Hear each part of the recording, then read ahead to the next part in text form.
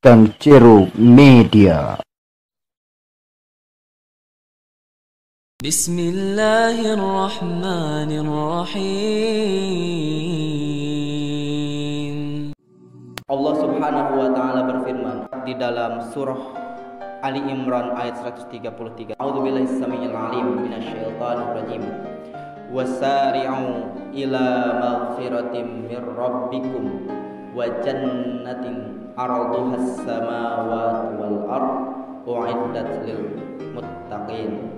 Dan bersegeralah kalian semua kepada ampunan dari Rabb kalian, wa jannatin 'arduhas samawati wal ard, dan segeralah kalian menuju surganya Allah yang luasnya itu laksana bumi dan 7 lapis langit. U'iddat lil muttaqin, semuanya itu disediakan bagi orang-orang yang bertakwa. Dalam ayat tersebut Allah Subhanahu wa taala mengawali ayatnya, mengawali firman-Nya dengan kalimat sari'u. Kalau kita belajar tentang nahwu sharaf, sari'u itu merupakan fi'il amr atau bentuk kata kerja perintah, yang mana ketika Allah Subhanahu wa taala memerintahkan kepada kita semua, maka hukumnya itu adalah wajib. Dan kita semua telah mafhum bersama ketika suatu perintah yang telah Allah wajibkan kepada kita semua, berarti jika kita tinggalkan itu akan mendapatkan siksanya Allah Subhanahu wa taala, sebagaimana kaidah usul fikih, al-wajibu wa ma yusabu ala fi'lihi wa yu'aqabu ala tarkihi. Wajib itu kalau kita kerjakan kita dapat pahala, kita dapat ampunan dari Allah Subhanahu wa taala. Namun jika kita tinggalkan perintah dari Allah, maka kita akan mendapatkan siksa atau murkanya Allah Subhanahu wa taala. Allah mengawali ayatnya dengan kalimat sari'u. Hendaklah kita bersegera. Bersegera kepada apa? Ila maghfirah, kepada ampunan dari Allah Subhanahu wa taala. Poin yang pertama, kita diperintahkan oleh Allah Subhanahu wa taala untuk bersegera memohon ampun kepada Allah Subhanahu wa taala. Secara tidak langsung Allah Subhanahu wa taala memerintahkan kepada kita semua untuk selalu bertobat di mana saja, kapan saja, dan dalam keadaan apa saja. Taubat itu merupakan salah satu dari ikhtiar kita kepada Allah Subhanahu wa taala agar dosa kita diampuni olehnya. Dan Allah Subhanahu wa taala memerintahkan kepada kita semua ketika kita bertobat kepada Allah dengan taubatan nasuha yang dicatat oleh Allah Subhanahu wa taala di dalam surah At-Tahrim ayat 8, maka Allah akan mengampuni segala dosa kita, dosa apapun itu. Namun ada satu hal dosa yang tidak akan pernah diampuni oleh Allah Subhanahu wa taala, yaitu asyirk, dosa syirik. Sebagaimana firman Allah Subhanahu wa taala, "Inna syirka la zulmun azim." Sesungguhnya perbuatan syirik, menyekutukan Allah Subhanahu wa taala, itu merupakan dosa yang sangat azim, yang sangat besar. Nauzubillahi min dzalik. Di dalam kehidupan kita sehari-hari, kita diperintahkan oleh Allah Subhanahu wa taala untuk bersegera melakukan hal-hal yang positif. Jangan sampai kita menunda hal positif tersebut untuk kita kerjakan di waktu esok. Sebagaimana sabda Rasulullah SAW, hadis riwayat Ahmad, hadis riwayat At-Tirmidzi dan yang lainnya. Rasulullah SAW bersabda, jika kita hendak melaksanakan suatu pekerjaan, maka kita jangan menunggu esok hari.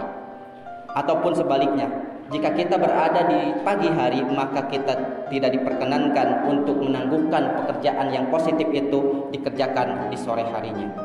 Sebagaimana ini sesuai dengan firman Allah Subhanahu wa taala di dalam surah Al-Insyirah atau yang kita sering kenal Alam Nashrah.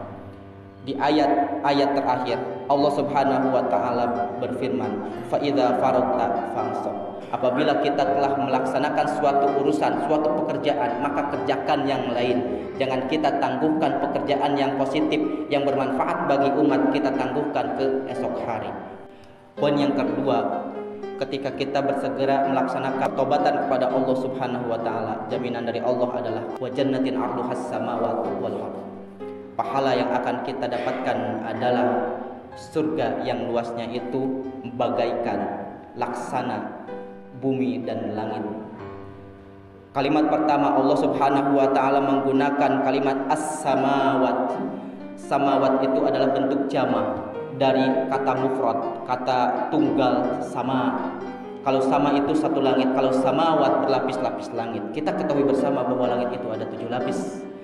Ini sesuai dengan firman Allah di dalam surah Al-Baqarah ayat 29. Sab'a samawat, 7 lapis langit.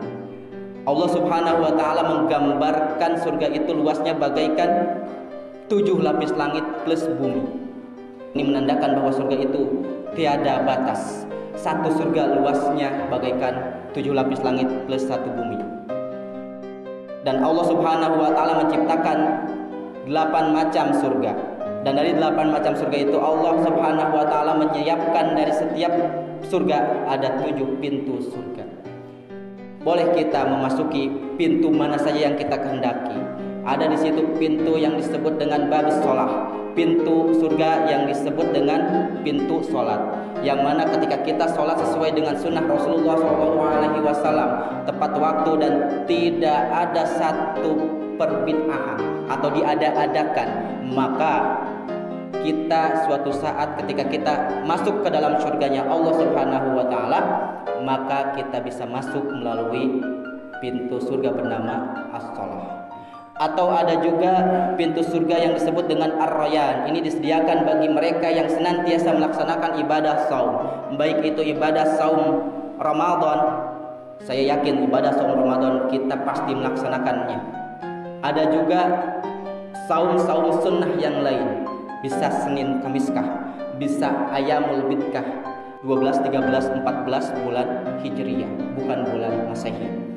Ketika kita senantiasa melaksanakan ibadah-ibadah saum, baik yang wajib, yang sunnah, maka kita diperkenankan suatu saat memasuki surga dengan pintu yang disebut dengan Babur Rayyan.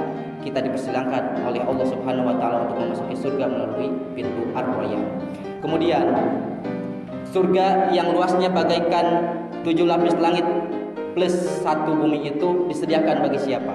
Di akhir ayat Allah Subhanahu wa taala menutup firman-Nya dengan kalimat uiddat lil muttaqin. Itu semua disediakan bagi mereka yang bertakwa kepada Allah Subhanahu wa taala. Kita semua telah mafhum bahwa takwa itu adalah al-khauf war raja, takut dan mengharap, takut akan siksa Allah, takut kalau ibadah kita ini tidak diterima oleh Allah Subhanahu wa taala, takut amalan kita sia-sia di pandangan Allah Subhanahu wa taala. Dan ar-raja, kita berharap segala ibadah yang telah kita laksanakan diberikan pahala oleh Allah Subhanahu wa taala dan dicatat sebagai amalan mutaqabbalah atau amal yang diterima di sisi Allah Subhanahu wa taala. Dari takwa akan menghasilkan suatu perilaku kehati-hatian kita di dalam beribadah. Kita tidak akan mungkin melaksanakan suatu ibadah yang tidak ada contohnya dari Rasulullah SAW. Karena di dalam suatu peribadahan, suatu kaidah mengatakan bahwa kita tidak boleh mengerjakan suatu peribadahan tanpa dalil yang jelas.